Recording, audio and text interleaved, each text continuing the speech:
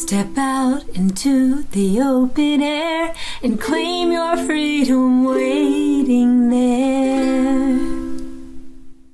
Good morning, everybody, and welcome back to Coffee in the Corral. I am Abigail Hobbs, and we're back again for another episode here with my wonderful mascot, Zell. She's with me right now. She's really peaceful. She followed me. It was really cool. I walked into the corral this morning with all my stuff, and she was all the way across on the other side.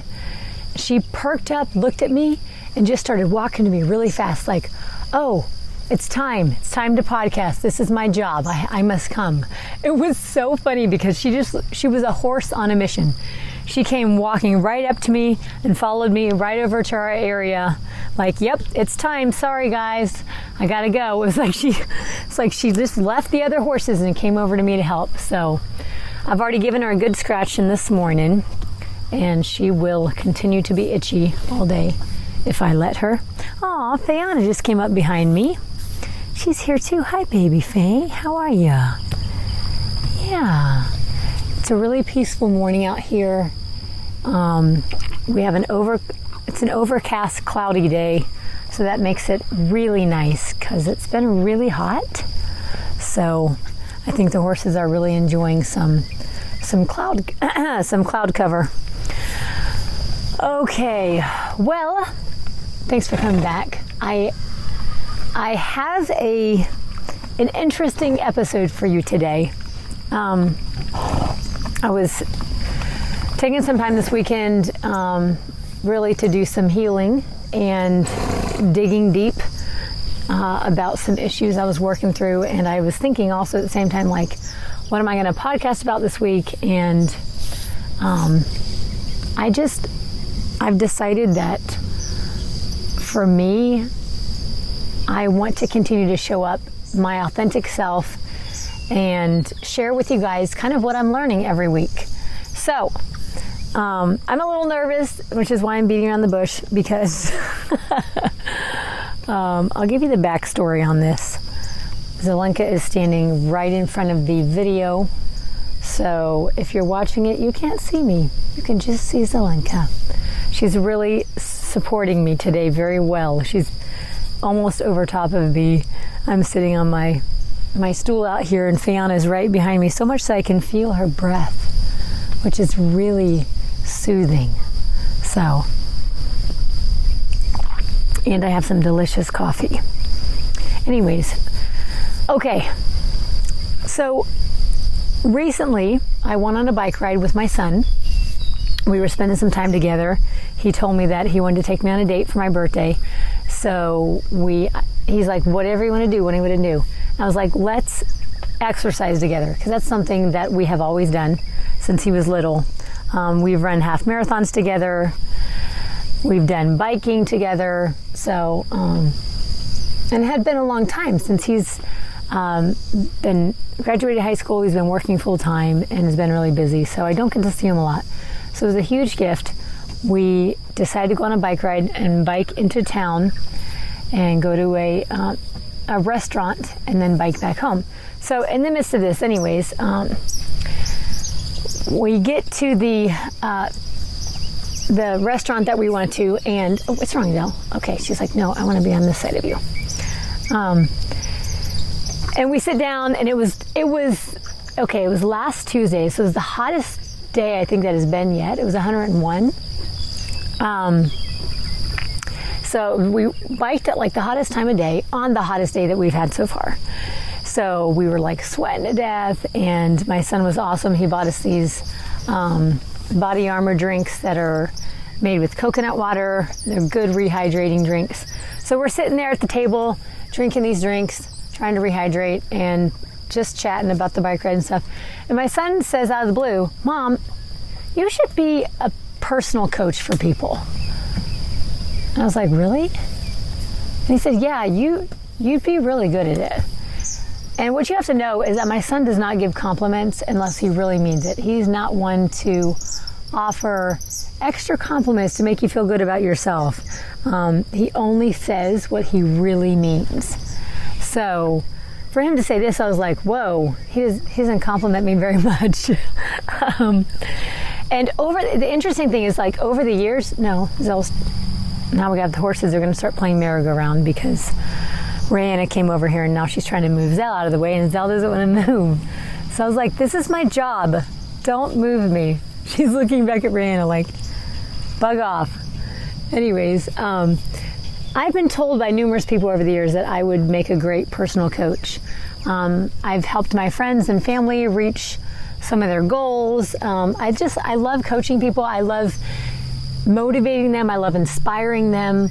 I love helping them find creative ways to move their body and get excited about being healthy.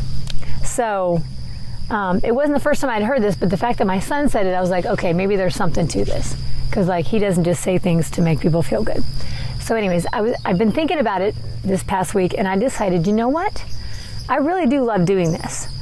And if I could do my style of it, the thing is, like, I don't want to be a personal coach or a personal trainer like the typical ones where it's like, okay, you know, we're going to count calories and you're going to lose X amount of pounds, or you're going to get really ripped and have these super built body with these strong muscles. Hey guys, if you're looking at the video, I don't know if you can see it, but Rayanna and Zell are itching each other's backs. So Rayanna came over here to ask Zell for an itch. Very kind. Good job, girls. Oh, you can probably see Rayanna. She's going to town they itch each other with their teeth. So they face opposite sides and they reach their mouth down on each other, and they'll kind of move back and forth for wherever they want itched. And they get the spots on each other, like up on their back and on their withers, that they can't reach with their own mouth. So, and horses that don't have kind of that bonding relationship with each other won't do it. So, like, I've never seen Fiona and Sky itch each other. And I don't think, actually, honestly, I don't think I've seen Sky itch with any of the other horses. She's a very guarded horse and more of a herd leader. So they're usually more picky about who they will let itch their back and who they won't itch with. So, yeah, I don't know that Sky does it with anybody, but Zell does it with whoever asks her to. So she's always down for it. It's really fun to watch, though, just to see the relationship between the horses, you know, doing each other a favor. It's really cool.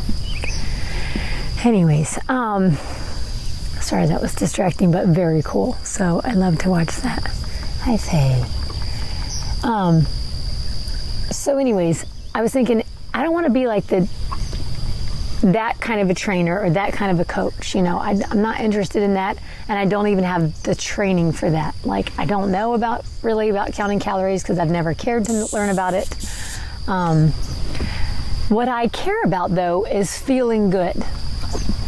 And I've met with people over the years and talked with a lot of people that don't feel good and that want to feel better. And that's who I have a desire to help in their life. Like, and so as I thought about it, I realized, like, and Jaden was even saying this when I was talking to him, my son. He was saying that, you know, Mom, it's like an extension of freedom for the taking. You know, you're all about helping people to thrive in their life.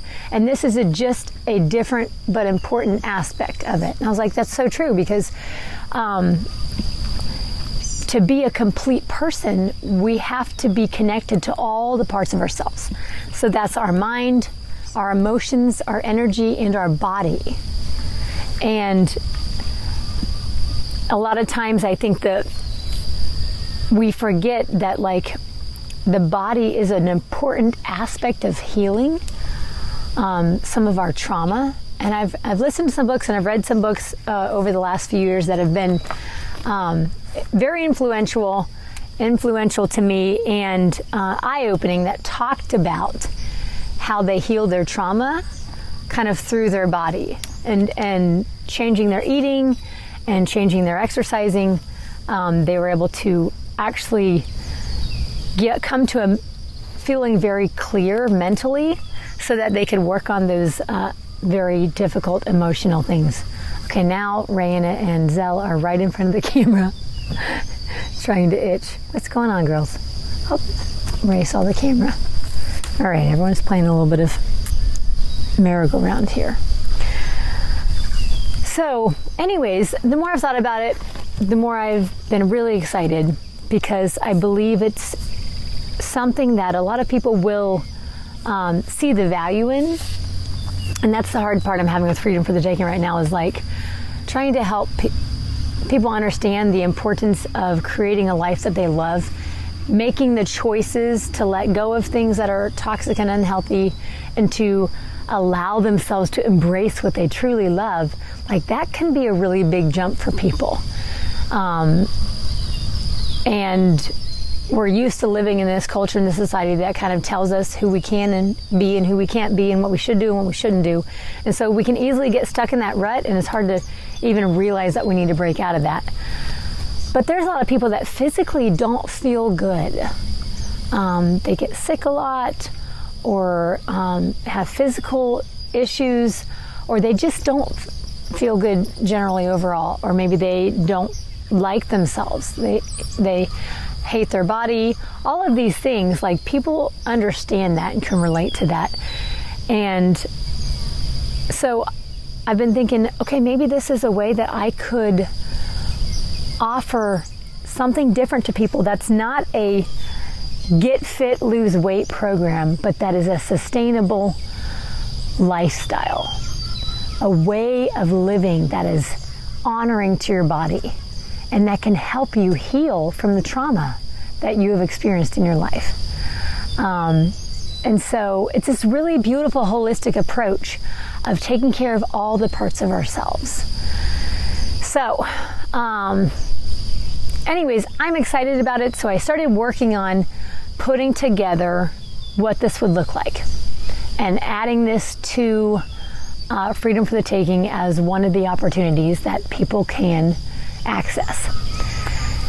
Interesting thing is, though, okay, so I spent, let me think, Friday? Was it Friday? I spent Friday working on writing up kind of my heart behind this, and getting excited about it. I talked to Jennifer about it. We started typing things up and trying to, put together the package, basically. And I was talking to my kids about it, and Nate, and I had Jaden help me kind of edit what I was writing, and just like super pumped. Like, this is awesome. I do love doing this. I love helping people to feel good about themselves and to feel good physically. And I want everybody to live these vibrant lives, and our body is a very important aspect. So anyways, long story short, then following day, Saturday, is usually the day I do my long run. But I've been recently training for a triathlon, so I just completed that in the end of June. So I hadn't been doing any long runs because I was training pretty hard for my first triathlon, which was amazing, and I loved it. And I have another one I'm doing in September because now I'm addicted. But anyways, I decided, okay, well, between then I was going to take about a month off of triathlon training and start kind of working on getting more mileage underneath of me, because I have a half marathon that I signed up for way earlier this year. It's going to happen in November. So I really kind of need to get my mileage back, which means I need to be able to get up to running at least 10 miles. So I had done the past couple weekends, I had done 6 milers. And so then I thought, okay, it's time to try a 10 miler and see if I can still, it's been about 3 months, see if I can still do that. Because for me, I've learned for my body that if I do 10 miles once a month, I can maintain that mileage and still complete a half marathon once a year. It's a difficult half marathon, and it feels like it takes forever, but I can still do it. Like, I know my body well enough that I don't have to train really hard for the half marathon. I just have to be able to keep that amount of mileage and keep a consistent routine. So anyways, I head out to go do my long run, and I had everything prepared for doing 10 miles. And the first 3 miles, I don't know if any of you guys follow my blog, but on my blog, bike2type.com, I don't know, it's probably a few weeks ago when I was doing my triathlon training, I was talking about my canal. It's actually my femoral canal. It's down in the hip area, between my torso and then where my leg connects, and the front of my leg, that joint area right there, there's apparently some important but very small canal. And I've had some issues with it it's been over 3 months. I've been seeing the chiropractor, and he said what happened is the whatever ligament it is that either goes by there or through there or something. I don't know. I'm not going to explain it well. But anyways, it got like kind of trapped up in the femoral canal. And he said probably from lifting something really heavy. And he said it's actually common in women because of how our pelvis is built. But anyways, he was able to get it back out. And I've been doing a lot of exercises and a lot of stretches every day to try to help strengthen that area and stretch it back out. But it's been a journey, and it's been very frustrating. It's gotten better and it's gotten worse. It's gotten better, it's gotten worse. I had to stop running for a while because high impact is harder on it, but the biking, the swimming was fine. Anyways, I had started running again, and it wasn't hurting, and it was feeling fine. So I was like, okay, I think we're okay. And I had done, like I said, I'd done a couple weeks with running 6 miles, and I was fine. So I started running this last time, and the first 3 miles, it was just like aching and kind of hurting a little bit, but it wasn't hurting a lot. And so sometimes different parts of my body will just like start hurting a little bit when I run. And if I give it like 5 minutes, it just goes away. So it's kind of my body warming up or something tweaking. I don't know, but it goes away. So I thought, okay, this will probably go away. So after 3 miles, it kind of dulled out and it really wasn't hurting me. And I was like, okay, I think I'm all right. Well, then my right knee started hurting. And I've had knee trouble with my left knee last year, pretty bad. And that stopped me from exercising for a while. But never with my right knee. I've never had my right knee hurt. So it was bizarre. It's like, what in the world? But it was like sharp pain. And I learned through mistake, trial and error, right, that you don't run through knee pain. I tried that with my left knee, and I really screwed it up pretty bad and took a long time to heal. So I was like, oh shit, my knee is hurting. Like, what in the world? And I ran for just a little bit. Like, is it going to go away? And I was like, it's not going away. So this is now at mile 5, and I started walking. I was like, I need to take a walk break. Sometimes if I remember when my other knee was hurting, I had to just like ease back into it slowly, run, walk. So I thought maybe if I walk for a little bit, which I hate doing. If you know me, when I run. I don't take walk breaks. It's just my personality. I don't know why. I'm a stickler about it. Anyways, so it was a big deal. I was like, no, I'm going to walk. I got to take care of my body. So then I walk for a little bit, and I'm like, okay, it's feeling better. I start running again. It comes back. It didn't take very long at all. I was like, dang it. So at mile 6, I took another walk break, and I thought, I don't think I'm gonna make it 10 miles. I'm gonna blow my knee out. So I walked for a little bit, and then I was close to home. So then I just thought, okay, I'm just gonna run home. And I finished the rest of the run, and I didn't even do my sprint. I was so frustrated, but I was like, you don't want to screw yourself. Like, just quit. So I made it back to the house, and I was just so frustrated. It was like I couldn't even appreciate that my body had made it 6.5 miles. I was just really frustrated because I wanted to make it 10 miles. And so I instantly started freaking out, like, I'm not going to be able to do my half marathon now. What is happening to my body? I'm falling apart. I turned 40 and everything went. So I had a lot of feelings. And if one thing can really get to me, it is not being able to exercise and move my body. Like, when I am physically taken out by something, it messes with me mentally so bad. And I was I went inside and I got a shower and I iced my leg, and I was trying to figure out, like, okay, what is going on? I'm so angry. I was just really mad to the point of tears. I called Jennifer. I was like, I didn't make it 10 miles, and I started crying. I was just mad, and I was like, okay, you need to like take a moment and figure out what the hell is going on, because you can't even be grateful that you just did 6.5 miles. You know, I could feel, I knew I needed to dig deep. So I made myself some coffee. I grabbed my notebook and I went outside and I just started writing. I had no clue what I was going to write. I even took colored pencils. I thought maybe I'll draw. Like, I don't know what I'm going to need. Oh, Sky came over here to say hi. Hi, Sky. Sweet girl. Are you saying hi to everybody on the camera? She's sniffing the camera now. What is that? I had no clue. I didn't know if I was going to draw, scribble, scream, just stab the paper. But I took a pen with me too, and then I just started writing.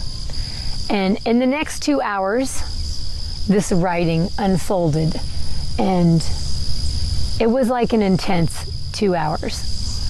It was like going to a therapist for 2 hours and just like blah.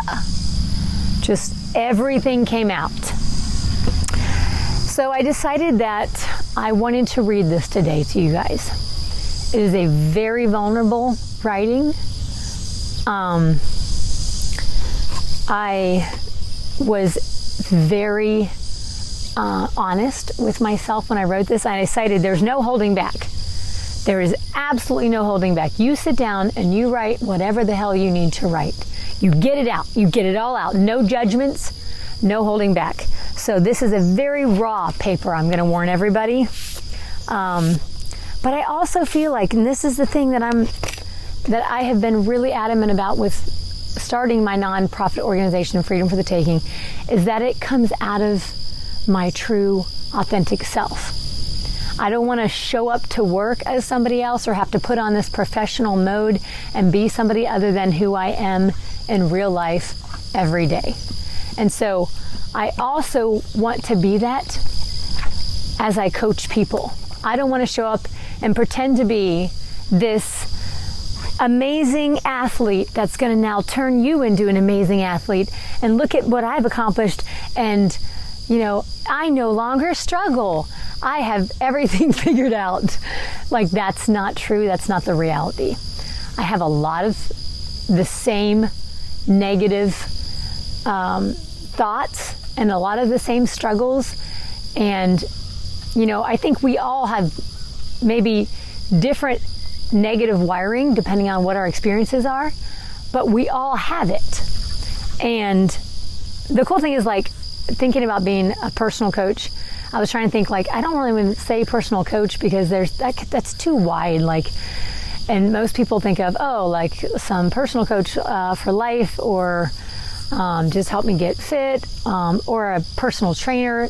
Sounds like I'm going to meet you at the gym every week. So I thought about it, and what we came up with was movement coach, because really what I want to help people do is just get moving. You don't need to become an athlete. You don't need to become, you know, muscular. But if you get moving in life, movement is what helps us heal. It actually helps our emotions move through our body, and it's really good for your brain. Our brain feeds off of movement. We feel better after we move. We have clearer mental. We have mental clarity.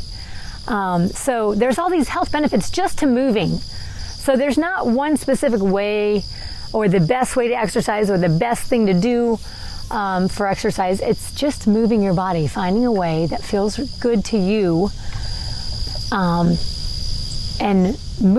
getting in a habit of moving it every day. So anyways, this whole thing of being a movement coach is very exciting to me, but I also don't want people to think like, oh, because she now coaches other people, she has no issues. You will see today that I have a lot of issues still, and it's a journey. I will be working on this until I die. the reason I want to coach people is not because I have everything figured out and no longer struggle. It's because I understand the struggle. And I also have learned a lot as far as I understand the benefits from it. Like, I've done it enough to kind of get addicted to it in a way of like, I love how it makes me feel, which is why when I can't move my body from some physical injury, I become really depressed easily because I'm going to stop talking. I need to stop talking. Anyways, it's hard for me in different ways, but I think you'll understand a little bit more once I read this. This is a very long, handwritten letter, kind of. I started out writing it specifically to my canal. I decided I'm going to write to this dang canal. And then I think it kind of just turned more into a letter to my body as a whole. But I refrained from, I wrote this and then I put it away. I didn't go over and reread it. It was very emotional. It was very emotionally exhausting for me to kind of make it all the way through this. Like I said, it took me 2 hours. So I decided that was enough. I didn't need to go back and read it, but that I would wait to read it until I showed up today so that it feels authentic and it doesn't feel like I'm just reading something that I'm really familiar with. So we'll see how I feel today when I read this. Okay, I am literally surrounded now by all my horses. We have Sky in front of me, Zell behind me, Fayana is to my left, and then Rayanna is right on the other side of her. So I think it's the perfect time for me to read this. Here we go. Hello, canal. I know you're a part of me, but I often feel disassociated from you. I get mad at you. I get frustrated and annoyed when you hurt me. It seems no matter how many times I take you to the chiropractor, you never want to heal. It's been over 2 weeks now of stretching and canal exercising every day, even icing and ibuprofen when needed. I'm trying really hard to be careful and listen to when you hurt. Well, except for today, I guess. But usually you ache at the start of the run, then warm up. I thought it would be fine, and you seemed to get better. Then my right knee spoke up. I've never heard from that knee. It caught me off guard. From experience, I know better than to push my knee. I took 2 walk breaks to see how I felt. It took a lot of self-control to make myself walk. I decided it best to quit when I reached home. I didn't want to. It felt like defeat. I'm so mad. I don't like my body limiting me. I don't like surrendering to pain. I like to push through it. It's how I have survived a lot of pain in my life. You just keep going. You don't quit. You do not let life's hardships cripple you. I don't like to admit this, but the truth is, I'm scared. Scared of not being able to be active and suddenly or slowly becoming fat and unhealthy. I'm scared that if I slow down for just 1 second, all that I have worked so hard for will disintegrate. My stamina, my physique, my muscles, my strength, my fitness, all the things I love about myself will be gone. My body will betray me and I will be left with nothing but disdain and hate for myself. And honestly, I feel like you, my body, is out to get me. It feels like you just can't wait to put me in pain and mess with my game. Like you're just waiting to trip me and prove to me that I'm just a feeble human subjected to life's cruelties. Well, fuck you. I'm not going to accept that. I'm so sick of you ruling my decisions. You're only 40. Why can't you pull yourself together and start being helpful instead of dragging me down? My body is the only thing I get to control, except for how I feel. Like, instead, it controls me. And God damn it, that makes me mad. I'm sick of surrendering to everything and everyone else. Sick of it. You hear me? And no matter how hard I try to honor and care for you, it's never enough. You're demanding, unpredictable, and impossible to make happy. My hat just fell off when I put my face in my hands. I saw the words under the bill, triathlete, and it suddenly hit me. A huge gush of tears and sobbing. I'm sorry, my body. For some reason, I have a really hard time accepting that sometimes sucky things just happen. I'm always looking for someone or something to blame. When you start hurting, I blame you. I don't know how to surrender to the fact that sometimes you need extra care and rest. Growing up, it was never about care or rest. My mom was all about work, work, work. It feels lazy of me to not be going 100 miles an hour. I'm afraid to be lazy. Lazy people are slobs, my mom said. I don't want to be a slob. Oh, sheesh. This is all so deeply connected to all my childhood pain and trauma. It's not your fault, body. You have done the very best you could with the hand that was dealt to you. I'm sorry that I take all of my anger out on you. I don't like the self-hatred thoughts that sabotage my mind. I don't want to hate or blame you.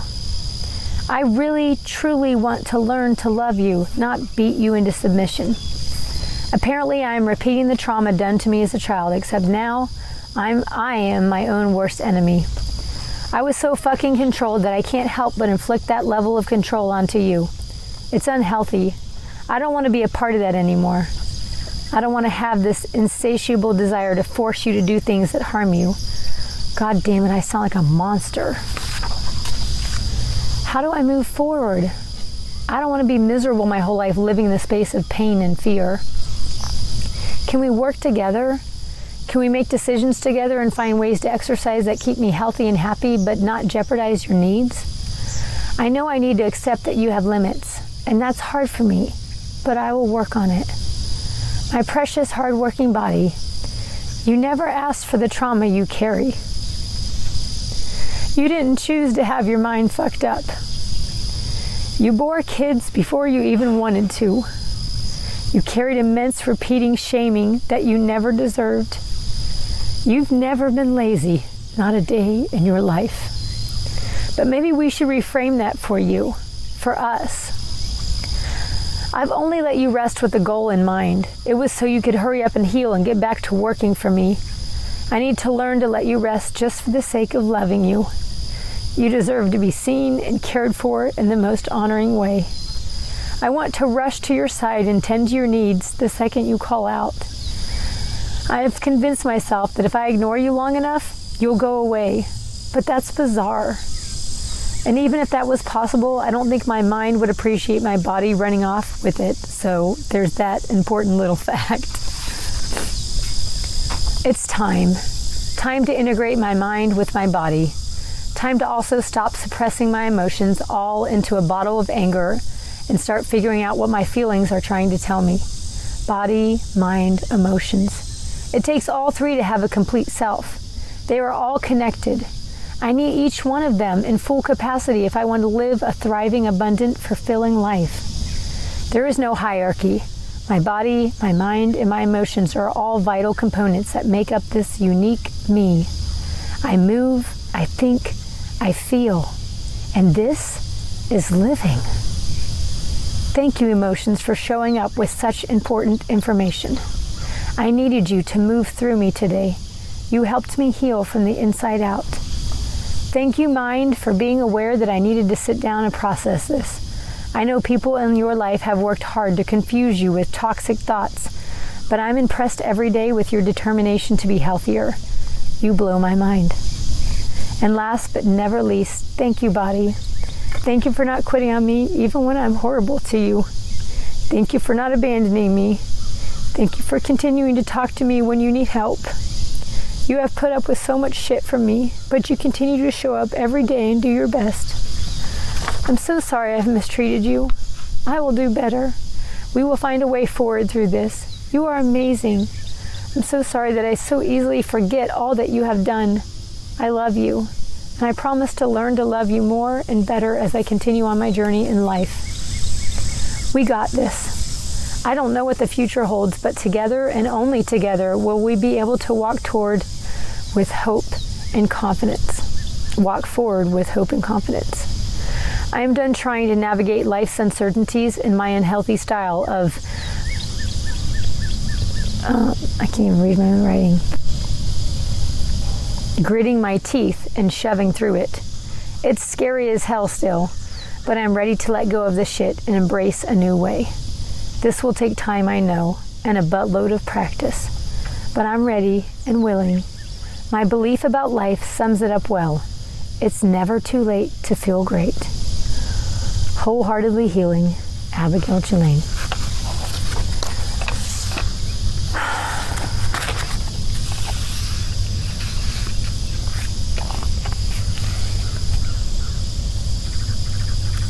That's it for today, guys.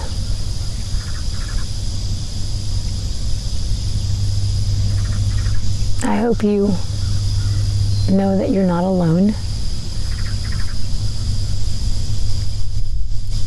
It doesn't matter who you are, how strong you are, how fit you are. Everybody struggles. Everybody has negative, toxic patterns that they go over and over in their mind. And I want to work hard to change mine. I want to learn to honor my body. And writing this out really helped me to realize that I don't want to continue the rest of this way in life. It's not truly thriving to be in this space of forcing myself to, always go, go, go, and never allowing myself to rest and care for my body. And seeing my body, I realize that when I talk about my body, I always talk about it like it's separate from me, separate from my mind. And that's where I go wrong. Like, I need to integrate my body into my mind, my emotions, my energy, all of that. I want to realize that when my canal is hurting, it's not my canal doing something to me, it's me hurting. I need to take care of me. Oh, goodness. Sky breathed out with me. Good job, Sky. Thank you. I love you guys. You're not alone. It's hard. This journey through life, healing and digging deep, working through things, it's difficult. I love you. I'm here for you. If any of you is interested in signing up as a client, as one of my first clients, contact me. You can reach out through my email, zebracoach@freedomforthetaking.org, or contact me through Facebook Messenger or Instagram. I'm excited to be able to come alongside other people and help them to find ways to move through life that feel good to them. I'm learning. We're all learning together. I hope you guys have a great week. And I think that's it. I don't know what else to say.